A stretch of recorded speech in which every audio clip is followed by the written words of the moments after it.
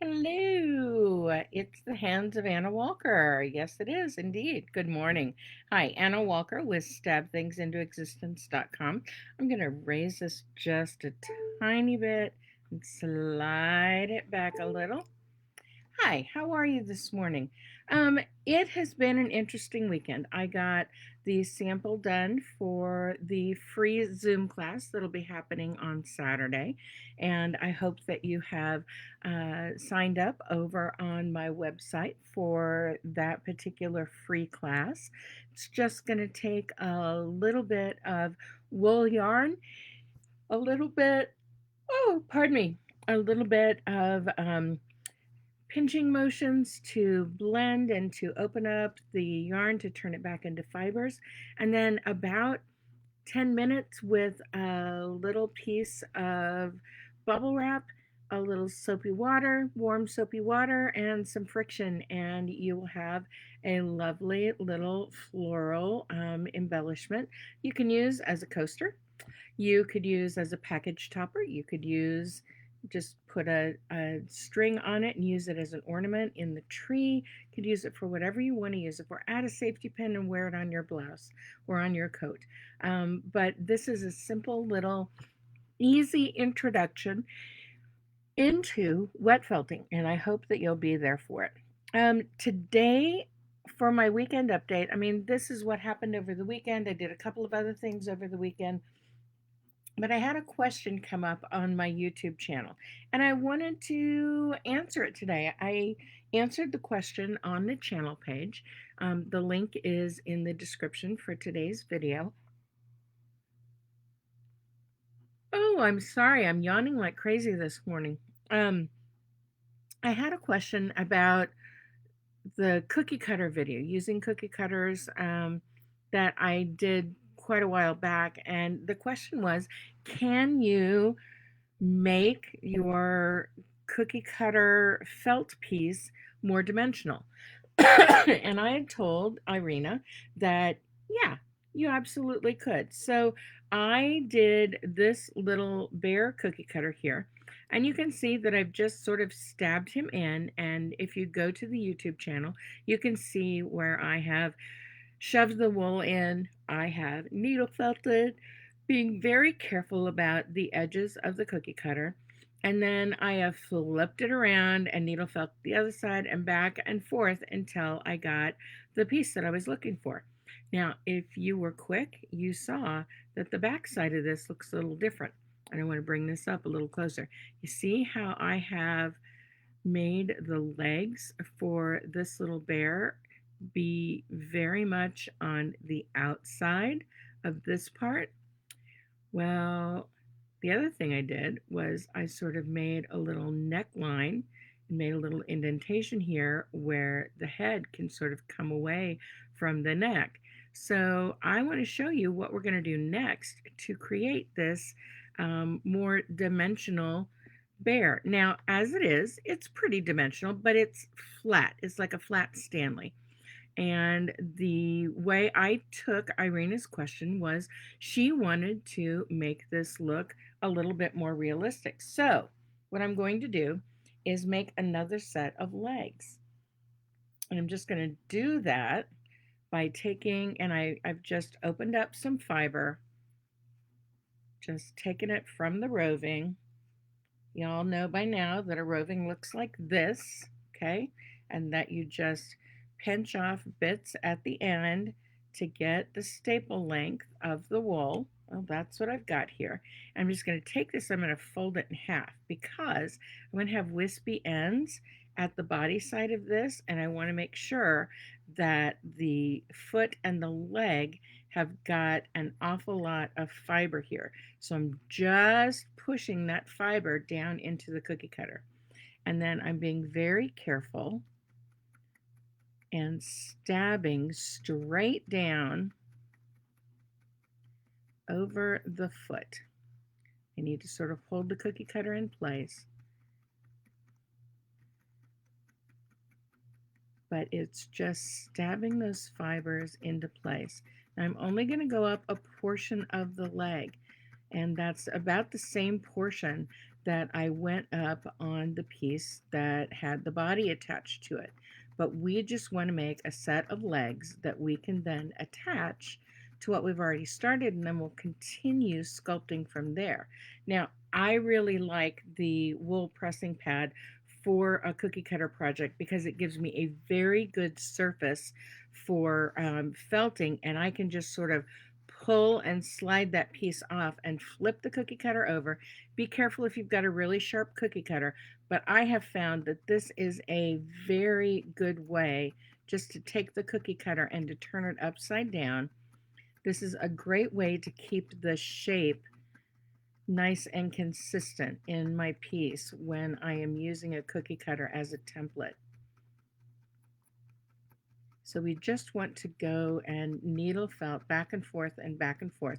I am just doing one leg at a time here, okay? And I could do both legs at the same time, but then that's two pieces that are really loose inside the cookie cutter that I have to keep track of, and I have to make sure that I don't mess them about too terribly much. And then I'm just sliding again, and I'm flipping it over, and we're going to go one more time, because that's about how many times I worked on the initial piece. I did it twice on one side, once on the other side, maybe even twice on both sides. I honestly don't know. I just get into the zone and I start stabbing, because sometimes I just feel stabby.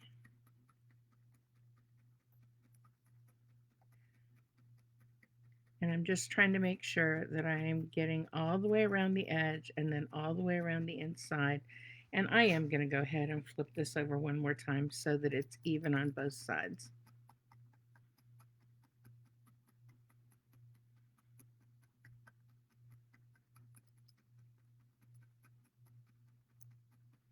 Okay, so we've got our back leg done. Just going to take it off, set it off to the side, and I'm going to do the front leg. Same way. I'm just finding the staple length. I am taking the fiber and I am folding it in half. That's so that these fibers stay nice and tight together. And then I'm just shoving it in this front leg, and I'm going to start stabbing. I am not filling the leg. Remember, when I did the full body, I made the leg more shallow and I made it come out to the edges on one side, and it looked like there was a bit of dimension on the other side. Can you see how the legs are a little flatter than the belly? And we're going to build out that belly a little bit more. But I just want to make sure that I have another set of legs that can fit in and be on the other side of the body. And then we'll use some of these loose fibers to help us get that body built out a little bit more dimensionally.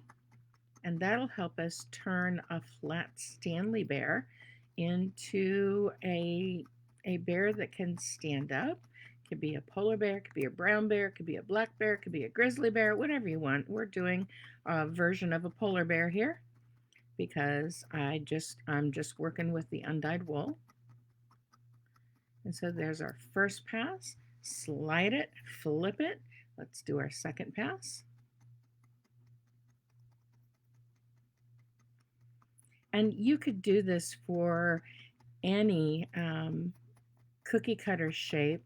You know, it could be an animal, it could be a bird, where you're just building out the belly and building out the wings. That's a little bit more sculpting intensive, but definitely a possibility with pretty much any cookie cutter shape. You could turn them into dimensional little sculptures with relative ease.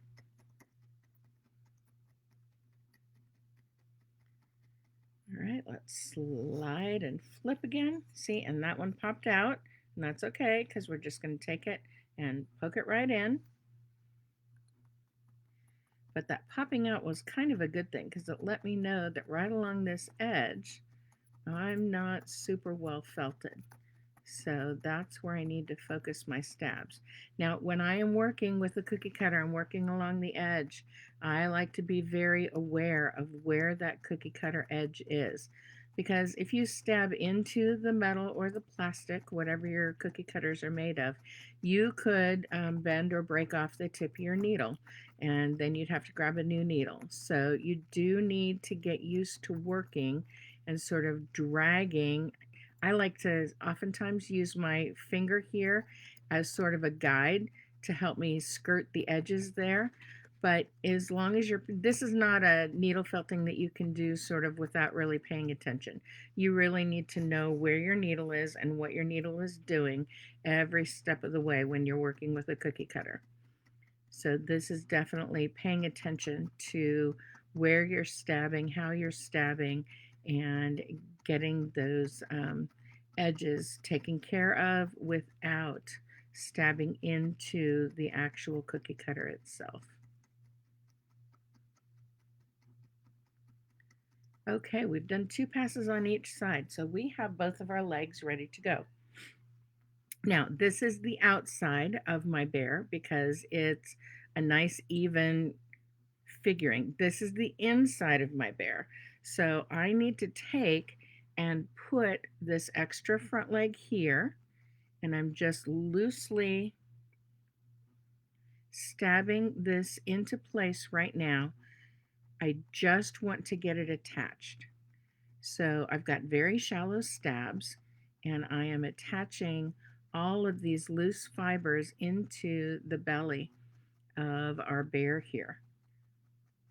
And I'm going to switch needles once I get the other leg on, and then we'll do a little bit more sculpting, and we will attach that leg a little bit more securely. But right now it's just about basting it into place. And so see, we've got our 2 legs there. And now we're going to take the other back leg and we're going to get it into place.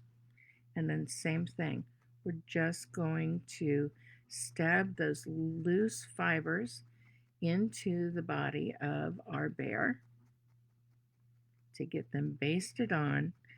This bastes them in place so that we don't have to worry about them falling apart as we're moving around with our finer needle, because we are going to use a size 40 needle for the rest of this. I've been using, I think, a size 36. It might be a 38. This was a needle that I've had around for a while that I used probably before I started color coding my needles. So I don't know if this is a 36 or 38. Honestly, unless you're spending extra money to pay for needles to be color coded for you, generally speaking, they're not going to come with any kind of descriptor other than the package. So when you buy needles, figure out a system that works for you. I just get some inexpensive nail polish, and on my size 38 needles, I do them with a little bit of green top. My size 40 needles, I do them with red. Green is for go, red is for stop. And then I do keep a stash of size 48, 42 needles that are a super fine needle that work really, really well for extra fine detail that needs to be done. And I put purple on the tops of those. So it's just my system. You can make your own system up, absolutely. But we basically have our bear, and with a little bit of help, we'll be able to get him to stand up here. But I want to show you first how I would take, and I'm going to make this look as though the bear is looking forward. He's got his head turned this way.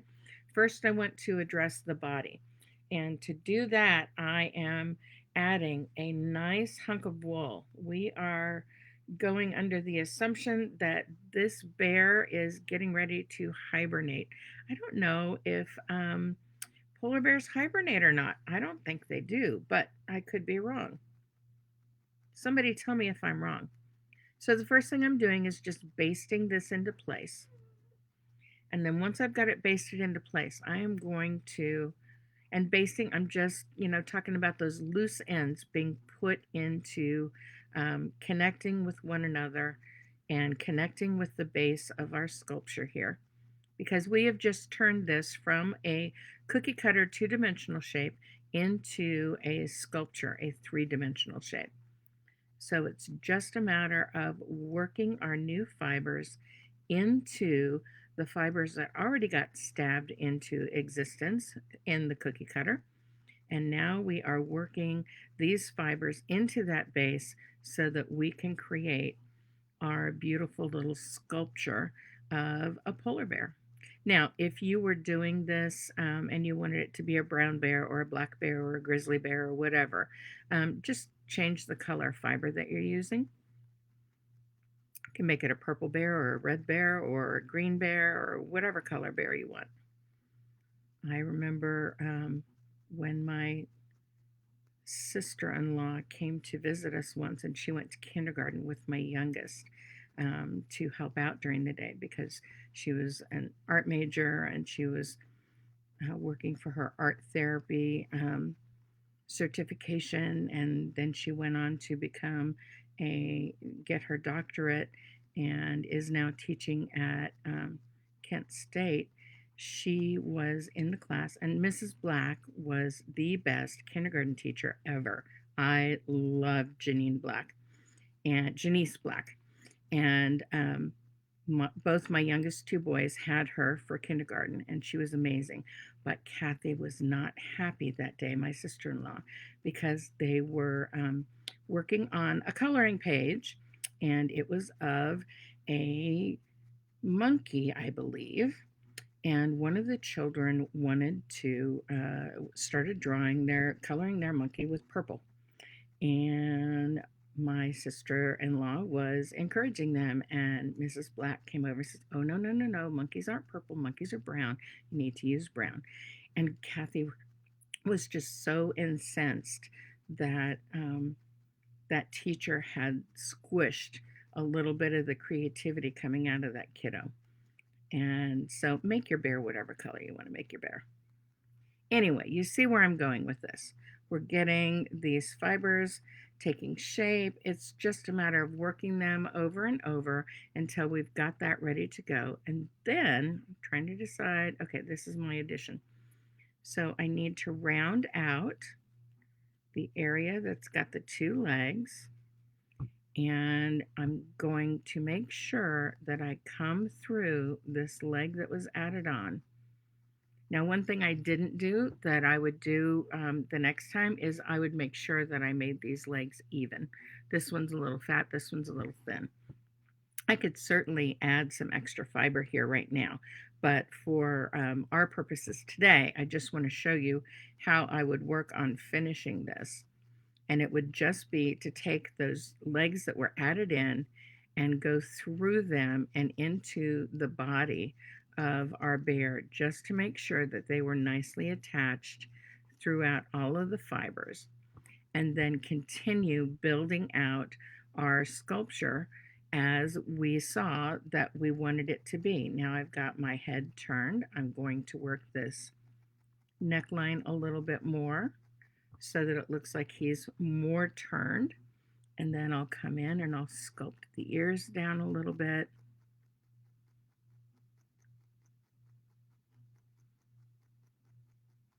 Just to give us that detail. And now we need to build out that snout a little bit. So I'm just going to take a tiny bit of fiber. I'm actually going to cut it in half because I want to make sure that I add this fiber just right here in the front of our snout.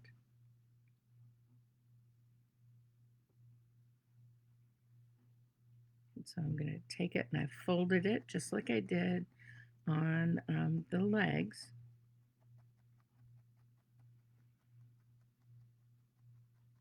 And I'm just adding this right here in the front down to the snout to build out the front of that face a little bit.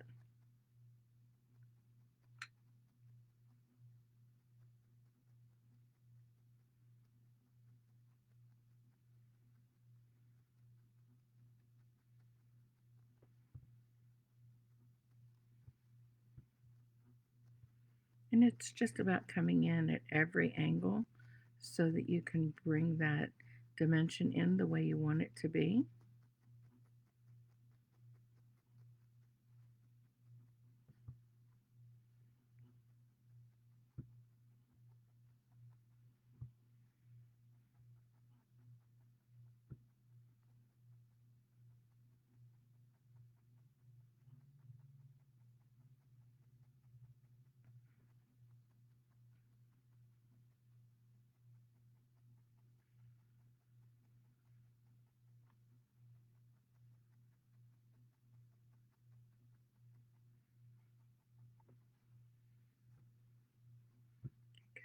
underneath just a little bit.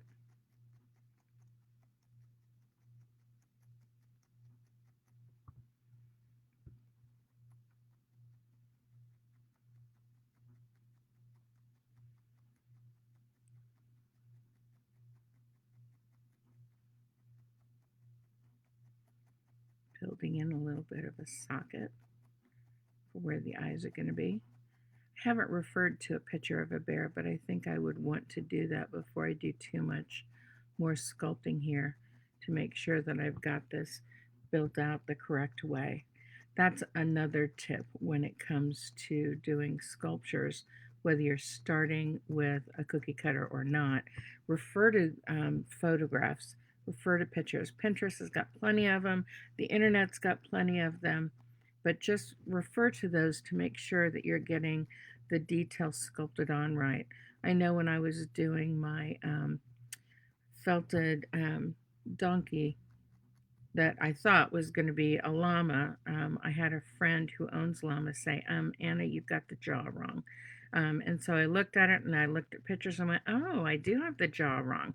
So I turned it from a llama into a donkey who wants to be a llama. And that was my story. But you get the idea here. We're just building up the sculpting details a little bit at a time, working the fibers back and forth.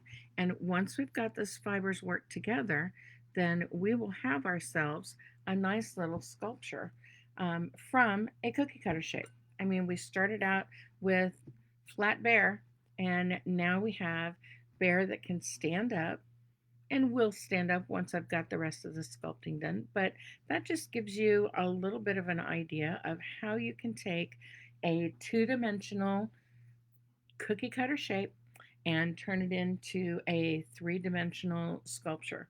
So I hope this has been helpful, Irina. I hope you get to see this. Try it out for yourself and let me know what you think.